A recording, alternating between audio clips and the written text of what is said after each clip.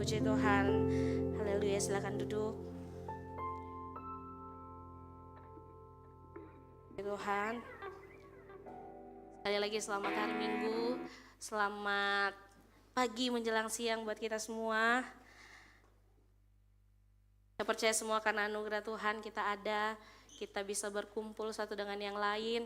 Semua karena kebaikan Tuhan, karena penyertaan Tuhan dalam hidup kita semua. Puji Tuhan.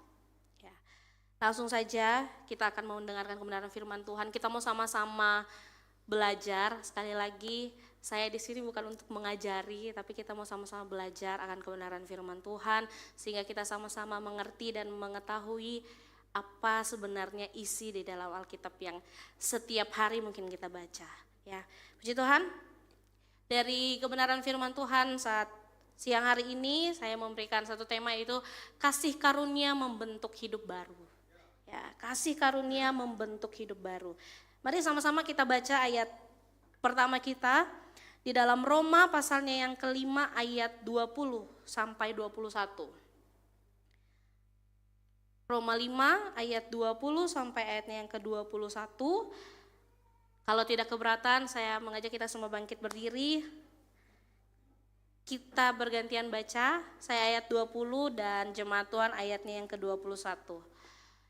Saya akan bacakan Roma 5 ayat 20 dan 21. Ayat 20. Tetapi hukum Taurat ditambahkan supaya pelanggaran menjadi semakin banyak. Dan di mana dosa bertambah banyak, di sana kasih karunia menjadi berlimpah-limpah. 23.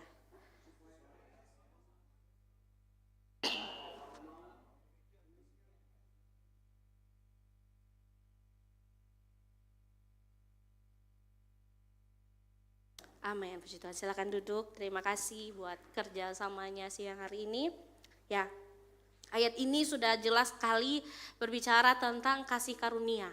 Ya, kasih karunia. Nah, kalau kita mau melihat situasi di zaman sekarang, ya, kalau kita mau melihat situasi di zaman sekarang, kita tidak bisa menutup mata bahwa dunia ini sedang ada di dalam kegelapan.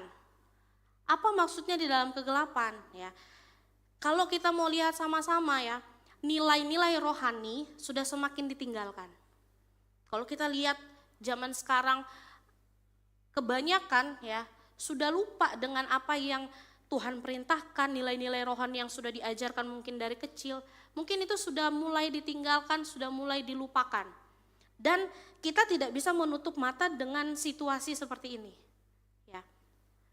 Atau mungkin dosa yang biasanya dulu mungkin kalau melakukan dosa sembunyi-sembunyi, ya kan? Tapi sekarang dosa itu bukan hanya dilakukan secara sembunyi-sembunyi, tapi terang-terangan itu terjadi. Dan kenapa makanya saya katakan kita tidak bisa menutup mata bahwa dunia itu sedang ada di dalam kegelapan, ya. Bahkan dosa-dosa yang dilakukan itu malah dirayakan, malah wah itu pilihan hidup, gak apa-apa. Dia yang penting dia sudah mau bertanggung jawab begini-begini. Akhirnya apa? Menganggap semuanya ya sudah baik. Ya mungkin kita yang hadir saat siang hari ini pernah melakukan dosa. Ya siapa sih yang gak pernah melakukan dosa? Kita masih hidup di dunia gitu ya. Pasti kita pernah melakukan yang namanya dosa. Tapi bagaimana kita mau mengambil pilihan yang baik itu? Ya. Kalau kita lihat dulu sesuatu itu dianggap salah, kita pasti ngomong itu salah. Tapi sekarang kalau sesuatu dianggap sesuatu yang salah yang dilakukan dianggap sudah biasa, itu anak muda, biasa anak-anak gitu. Biasa itu dia di rumah begitu. Ya dianggap normal semuanya. Ya. Makanya kenapa dikatakan itu semua pilihan hidup. Biasanya anak-anak muda ya generasi muda sering mendapat stigma begini. Anak muda itu sulit diatur. Anak muda itu tidak peduli Tuhan. Anak muda itu lebih sibuk dengan gadget daripada firman Tuhan. Iya atau tidak? Zaman sekarang anak muda lebih sibuk dengan gadgetnya. Kita nggak tahu apa yang dilakukan, apa yang dilihat di gadgetnya. Masih mending kalau lihat gadget ya, sering setiap harinya lihat gadget, firman Tuhan yang dibaca. Tapi kalau setiap harinya lihat gadget tapi cuman scroll saja, bagaimana kita mau dibentuk? Bagaimana hidup kita mau diubahkan? Ya. Tidak jarang hal-hal yang terjadi, apalagi khususnya bagi anak-anak muda, itu membuat orang tua atau bahkan gereja pun merasa takut, merasa pesimis dengan kondisi-kondisi seperti ini. Apalagi sebagai orang tua ya, melihat anaknya sudah mulai melakukan hal-hal yang seharusnya tidak dilakukan tapi ternyata dilakukan. Membuat orang tua berpikir, bagaimana anakku ke depan? Dan kita mau lihat di sini, kita mau belajar bersama-sama keadaan yang terjadi sekarang ya, yang saya katakan tadi zaman gelap ini, keadaan yang gelap ini bukan hal yang baru yang terjadi dalam kehidupan kita ini. Di dalam Alkitab pun sudah menemukan zaman yang sama. Ya. Yaitu kita mau lihat zaman Imam Eli. Kalau kita tahu cerita dari zaman Imam Eli ya. Imam Eli ini berada di mana bait Allah itu ada, ya, bait Allah itu ada, ibadah itu tetap berjalan, sama kayak kita sekarang ya kan. Tempat ibadah ada, ibadah berjalan, ya kan. Tapi pada zaman Eli itu, Imam Eli, imamnya sendiri kehilangan kepekaan. Imamnya sendiri hilang, imamnya sendiri jauh dari Tuhan. Dan itu yang terjadi kembali di zaman kita sekarang. Zaman kita sekarang itu terulang kembali. Bahkan bukan cuma sampai di situ. Imam Eli ini memiliki 2 orang anak, ya kan?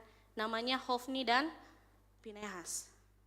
Ya, dia tahu kalau anak-anaknya ini sudah berbuat dosa, ya. Anak-anaknya sudah berbuat dosa, tetapi Imam Eli ini hanya membiarkan. Sehingga apa? Ibadah menjadi rusak, ya kan? Nama Tuhan direndahkan. Kalau kita mau baca kebenaran firman Tuhan, cerita tentang Hofni dan Pinehas, kemudian cerita tentang Imam Eli, ya. Mereka merendahkan nama Tuhan. Bahkan bangsa Israel jauh dari Tuhan. Ya, jauh dari Tuhan. Namun justru di tengah situasi seperti ini, firman Tuhan itu menjadi nyata.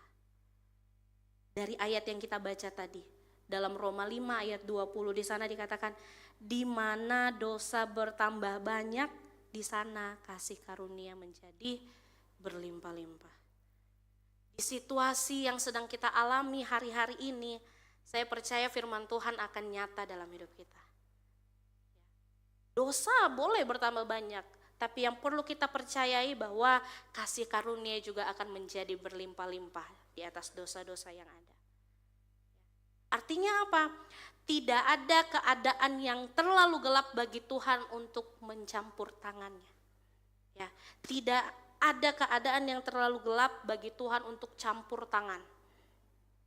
Ketika dosa itu meluas, saya percaya ya firman Tuhan menuliskan di dalam Alkitab, kasih karunia justru bekerja lebih kuat dibanding dosa itu. Ketika dunia berkata, sudah gak ada harapan, sudah gak bisa. Tapi Tuhan tidak berkata seperti itu. Tuhan berkata, masih ada jalan. Masih ada jalan. Makanya kenapa luar biasanya kalau kita hidup dalam kasih karunia. Kasih karunia. Nah, saat siang hari ini kita mau sama-sama melihat bagaimana Allah membangkitkan seorang anak kecil. Ya. Di sini kita mau belajar sama-sama, mau melihat bagaimana kehidupan sebagai contoh kehidupan yang tanpa kasih karunia dan memiliki kasih karunia, hidup di dalam kasih karunia. Zaman Eli kita lihat zaman yang penuh dengan hal-hal yang mendukakan hati Tuhan. Tapi Tuhan tidak berhenti sampai di situ. Ya, Tuhan membangkitkan seorang anak kecil yang bernama Samuel. Samuel itu anak yang masih murni, dia taat, bahkan dia peka mendengarkan suara Tuhan. Ya. Kalau kita mau baca di dalam 1 Samuel itu banyak sekali dituliskan. Ya. Bagaimana seorang Samuel dipilih oleh Tuhan. Ya. Generasi yang baru yang dibentuk untuk menggantikan generasi lama yang gagal. Dan saya yakin dan percaya kita yang hadir, kita ini sedang dibentuk oleh Tuhan untuk menjadi generasi-generasi yang semakin hari semakin mempermuliakan nama Tuhan. Mungkin di zaman dulu generasi-generasi kita yang lama mungkin gagal, tapi kita mau sama-sama di sini mau dibentuk untuk menjadi kemuliaan bagi Tuhan.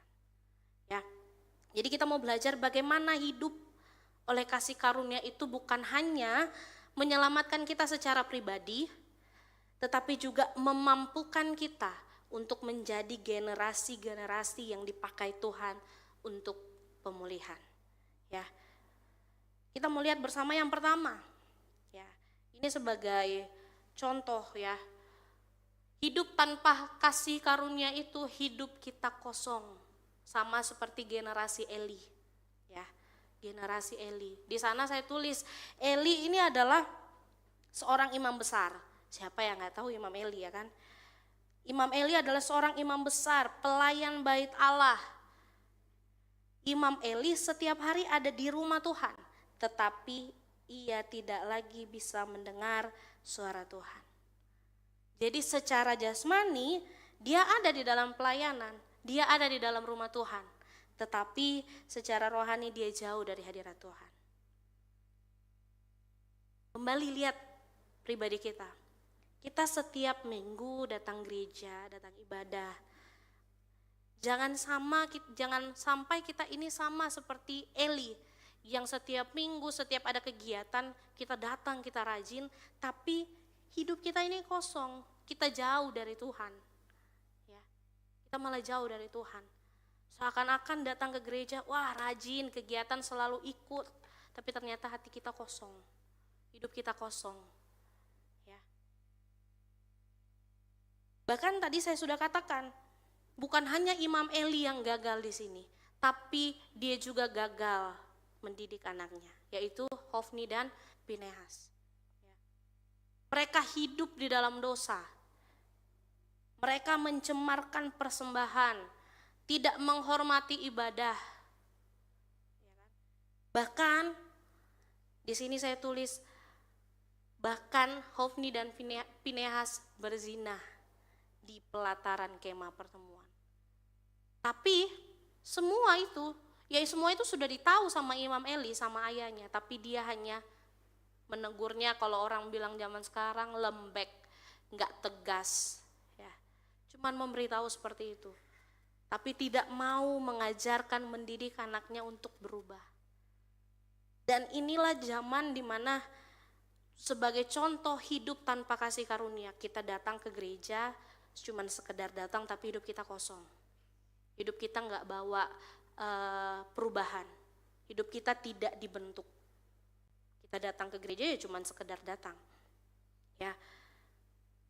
Nah, saya menggambarkan dari generasi Eli ya, menggambarkan orang Kristen zaman sekarang.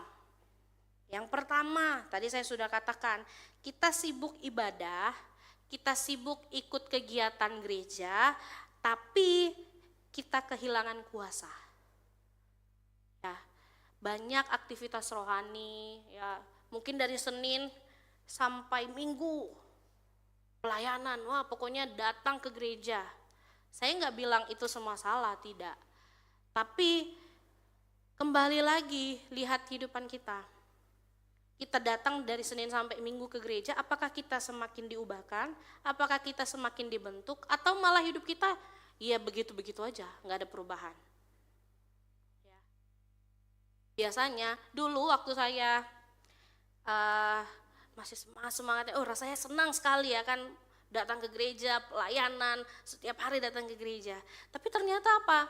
Hidup saya kosong, saya nggak ngerti apa-apa gitu. Cuman sekedar datang, cuman sekedar, wah saya pelayanan gitu. Saya dikasih kepercayaan melayani. Tapi ternyata saya datang, aduh capek gitu-gitu ya kan. Jadi itu semua sebuah pilihan dalam hidup kita. Kita datang cuman hari Minggu saja, bisa kita bandingkan dengan orang yang datang setiap hari ke gereja, setiap kegiatan ikut. Mungkin yang cuma datang setiap hari Minggu bisa mencontohkan, bisa memberikan dampak bagi orang lain daripada orang yang dari Senin sampai Minggu ke gereja. Hidupnya malah nggak jadi dampak bagi orang lain. Ini gambaran hidup orang tanpa kasih karunia. Ini yang bisa kita lihat dari generasi Eli tadi. Eli setiap harinya ada di dalam bait Allah, tapi apa? Ternyata hidupnya nggak jadi dampak. Hidupnya nggak bisa bermanfaat bagi orang lain. Buat anak-anaknya aja deh, nggak bisa. Itu yang setiap harinya ada di bait Allah. Ya. Jadi kita jangan sama seperti generasi Eli. Jangan sama kayak Eli, sibuk ibadah tapi kita kehilangan kuasa. Itu yang pertama. Yang kedua, ya, rajin hadir ibadah tapi hati jauh dari Tuhan. Ya ini mirip-mirip lah ya dengan yang tadi. Kita rajin ibadah tapi hati kita jauh dari Tuhan. Ya cuman sekedar rutinitas lah kalau orang bilang.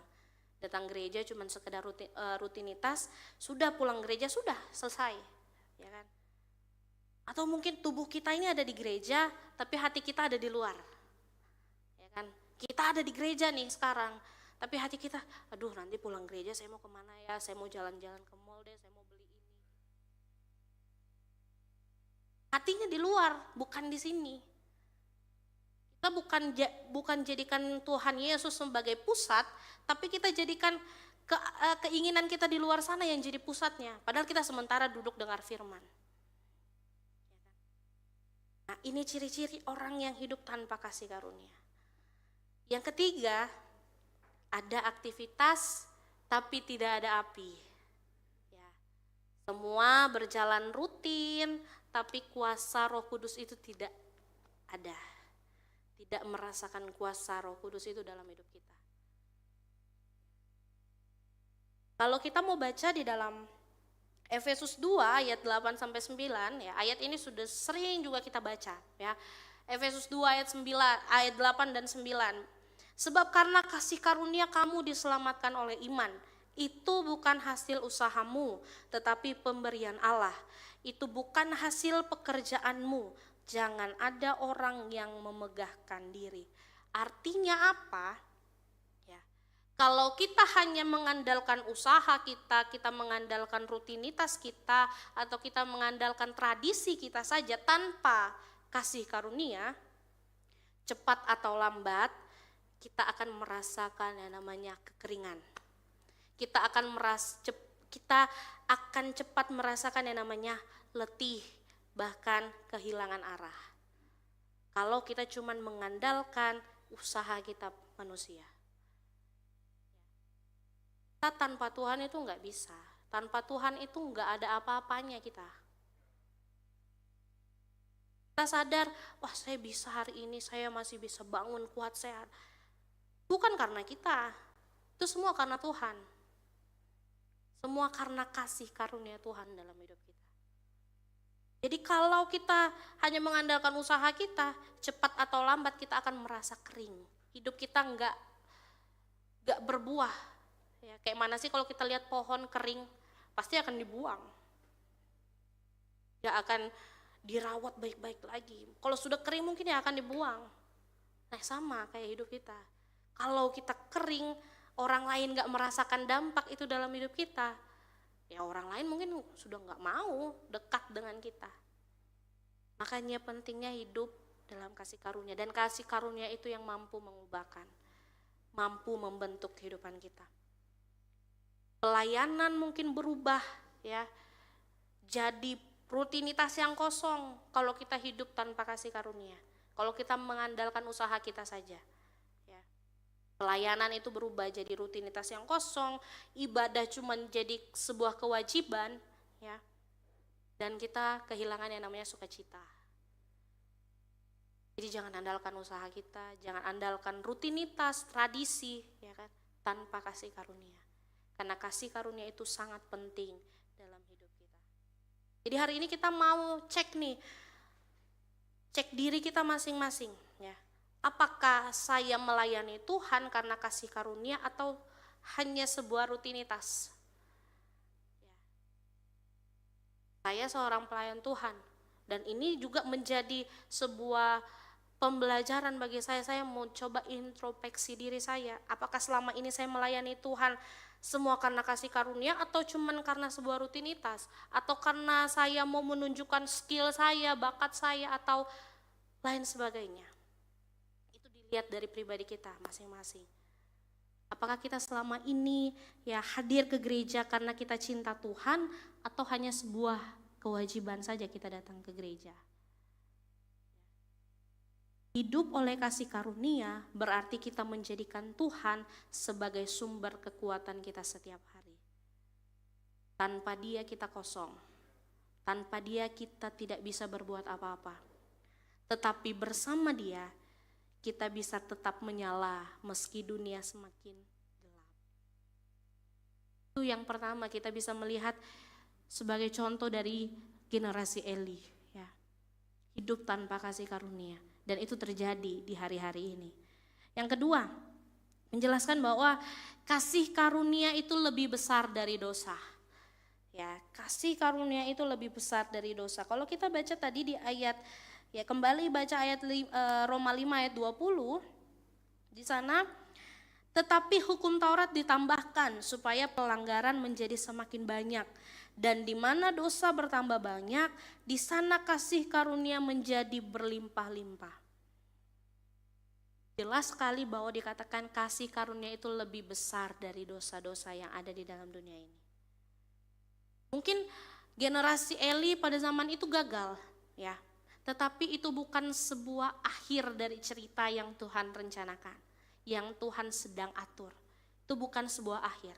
Tapi Tuhan selalu menyediakan jalan-jalan yang baru. Melalui apa? Melalui kasih karunia-Nya. Tuhan gak akan berhenti cuman kita pernah gagal. Tapi Tuhan gak pernah berhenti pada kegagalan kita saja. Tapi Tuhan mau membentuk kita. Tuhan mau membentuk kita. Karena apa? Kasih karunia itu lebih besar dari dosa. Kita tadi sudah dengar bahwa Tuhan membangkitkan Samuel. Ya, Tuhan membangkitkan Samuel, seorang anak kecil polos, ya kan? Seorang anak kecil yang masih polos, tapi dia mau mendengarkan suara Tuhan. Ini sebuah kabar baik, ya. Ini sebuah kabar baik. Kabar baik bahwa kegagalan manusia tidak pernah lebih besar daripada kasih karunia Allah. Kita boleh pernah gagal. Saya pernah gagal, tapi saya mau mengaminkan bahwa kegagalan saya itu tidak pernah lebih besar daripada kasih karunia Allah. Karena saya percaya Tuhan Allah kita yang kita sembah sudah memberikan kasih karunia itu yang gratis buat kita. Ya, kita sudah baca tadi di dalam Efesus. Semua yang Tuhan kasih itu tanpa ada usaha kita. Itu semua karena pemberian Allah. Dan saya percaya meskipun saya dulu pernah gagal, tapi kasih karunia yang membentuk hidup saya. Bahkan bukan cuma hidup saya percaya setiap kita yang hadir, setiap kita yang mendengarkan kebenaran firman Tuhan ini. Kalau kita pernah gagal, kasih karunia akan terus membantu hidup kita semakin diubahkan. Di dalam Alkitab juga ada contoh-contoh bahwa tokoh-tokoh di Alkitab yang pernah mengalami kegagalan, ya. Secara cepat saja saya menampilkan 3 aja di sini ya. Tokoh-tokoh yang pernah mengalami kegagalan tapi hidupnya kembali dipulihkan oleh Tuhan. Yang pertama Petrus. Kita tahu bersama Petrus itu jatuh dalam dosa pada saat Tuhan mau disalibkan, ya kan? Dia menyangkal Tuhan Yesus. Ini ceritanya sudah sering kali kita dengar, bahkan dari sekolah minggu kita sudah dengar. Dia menyangkal Tuhan Yesus 3 kali, ya kan? Dan pada saat itu suatu waktu yang genting sekali, tapi dia menyangkal Tuhan Yesus. Padahal dia awalnya sudah berjanji, saya tidak akan menyangkal. Kalau bisa saya mati, kalau bisa saya bisa mati sama-sama Tuhan. Tapi ternyata apa? Dia menyangkal Tuhan Yesus, ya kan? Tapi Tuhan gak berhenti di situ. Tuhan gak berhenti cuman lihat Petrus menyangkal sudah, Tuhan biarkan tidak. Tapi Tuhan Yesus datang kembali kepada Petrus. Petrus dipulihkan oleh Tuhan. Dan yang luar biasanya, Tuhan menjadikan Petrus ini menjadi pemimpin gereja mula-mula. Luar biasanya, di saat kita jatuh, Tuhan tidak akan biarkan. Tapi karena kasih karunia itu, Tuhan kembali mengangkat kita, membentuk kita menjadi serupa akan kebenaran firman Tuhan. Ya.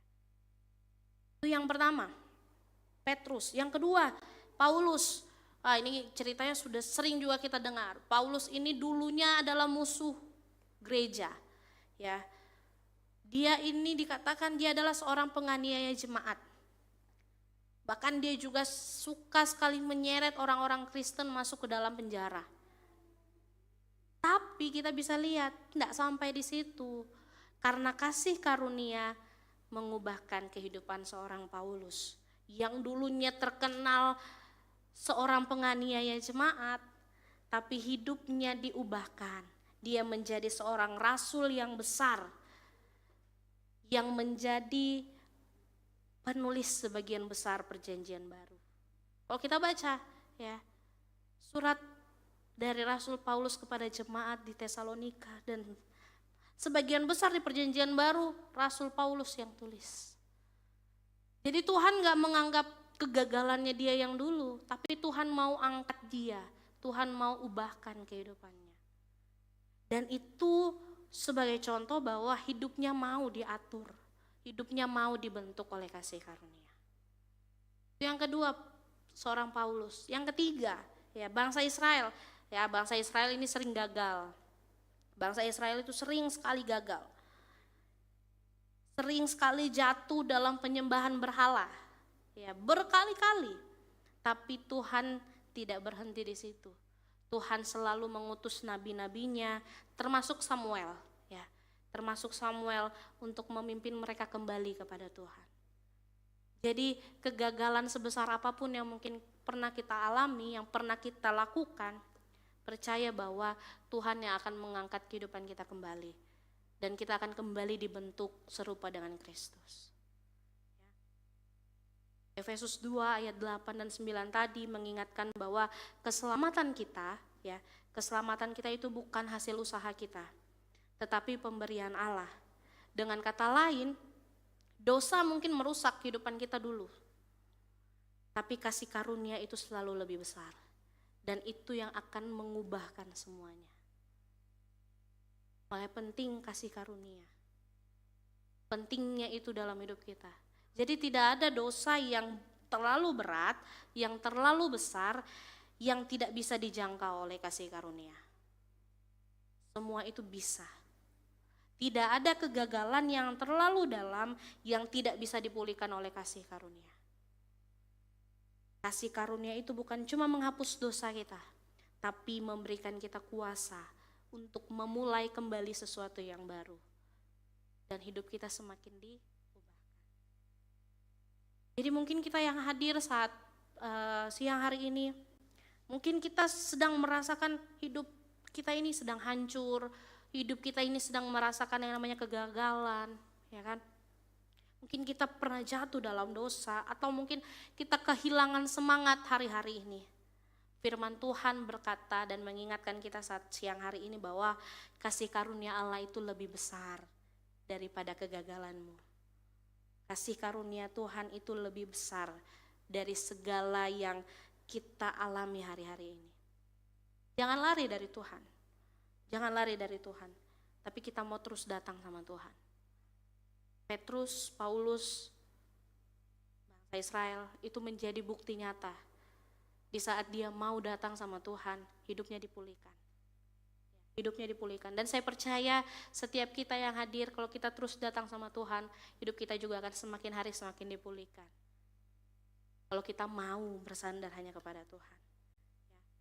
Dia bukan cuma hanya mengampuni kehidupan kita, tapi dia juga sanggup memulihkan dan memberikan kita kesempatan yang baru untuk hidup kita, hati kita dibentuk kembali. Dan yang ketiga, ya, Ini kita bisa lihat tadi yang pertama, hidup tanpa kasih karunia berarti hidupnya kosong. Nah, ini kita mau lihat bahwa kasih karunia yang membentuk hidup baru. Ini kita bisa melihat contoh dari generasi Samuel. Ya, generasi Samuel. Kita baca dalam 1 Samuel 3 ayat 10. Di sana, lalu datanglah Tuhan berdiri di sana dan memanggil seperti yang sudah-sudah, Samuel, Samuel. Dan Samuel menjawab, berbicaralah sebab hambamu ini mendengar. Ini sebagai contoh bahwa hidup yang mau dibentuk oleh kasih karunia. Ya. Samuel masih anak-anak, ya, Samuel masih polos. Bahkan mungkin dia belum banyak pengalaman dalam pelayanan mungkin. Ya. Tapi dia berbeda dari anak-anak Imam Eli. Dia berbeda karena dia mau diajar, dia mau dididik, dia mau mendengarkan, bahkan dia mau taat. Dia mau taat. Dan inilah sebuah karya kasih karunia. Bukan hanya menyelamatkan hidup kita. Kasih karunia itu bukan hanya menyelamatkan. Ya, kasih karunia sudah menyelamatkan kita, tapi tidak berhenti di situ. Tapi kasih karunia juga membentuk hidup baru dalam hidup kita. Apa yang bisa kita pelajari dari seorang Samuel, dari generasinya Samuel? Yang bisa kita pelajari di sini, yang saya simpulkan bahwa apa yang bisa kita pelajari untuk kehidupan kita, ya, semakin hari semakin dibentuk oleh kasih karunia. Yang pertama, seorang Samuel ini murni sejak muda. Ya. Seorang Samuel ini murni sejak muda. Samuel itu dari kecil sudah melayani Tuhan dengan tulus. Kabar baiknya siang hari ini bahwa kasih karunia Allah itu lebih besar daripada kelemahan kita. Kalau kita mau dibentuk oleh kasih karunia. Kasih karunia itu menyelamatkan kita, kasih karunia itu membentuk kehidupan kita, dan dia menjadikan kita generasi yang dipakai oleh Tuhan. Bukan karena kehebatan kita, tapi karena Tuhan yang bekerja di dalam kehidupan kita. Jadi ingat, tanpa kasih karunia kita kosong. Tapi kalau kita hidup dengan kasih karunia, hidup kita dibentuk jadi alat pemulihan. Bagi keluarga kita, bagi sesama kita, bagi gereja kita, bahkan terlebih mungkin bagi bangsa kita. Tuhan sedang memakai kita. Ya. Ayat terakhir. Di dalam 2 Korintus 12 ayat 9. Ya. 2 Korintus 12 ayat 9. Cukuplah kasih karuniaku bagimu, sebab justru dalam kelemahanlah kuasaku menjadi sempurna. Ini yang dikatakan oleh Tuhan bahwa cukuplah kasih karuniaku bagimu. Tuhan sudah memberikan kasih karunia yang sangat luar biasa. Dan biarlah itu semua kita mau pakai untuk memuliakan nama Tuhan. Hanya nama Tuhan saja yang dipermuliakan lewat kehidupan kita. Jadi mari kita sama-sama pilih untuk hidup sama seperti Samuel.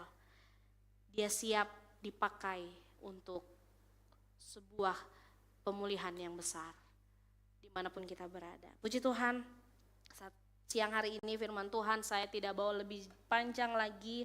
Kita mau sama-sama mengerti, kita mau sama-sama belajar bahwa hidup kita tanpa kasih karunia kita tidak ada apa-apanya. Ya, saya mengundang pemain musik. Hari-hari ini kita sedang dipakai oleh Tuhan. Kita hari-hari ini dipanggil untuk menjadi sebuah berkat bagi orang banyak. Kalau kita mungkin belum bisa jadi berkat buat sekeliling kita, ya, mungkin buat gereja, buat teman-teman yang ada di pekerjaan, di perkuliahan, kita jadi berkat dulu bagi keluarga. Kalau kita sudah bisa jadi berkat bagi keluarga kita, saya percaya hidup kita semakin hari semakin dibentuk dan diubahkan oleh kasih karunia Tuhan. Dan kita menjadi berkat bagi banyak orang.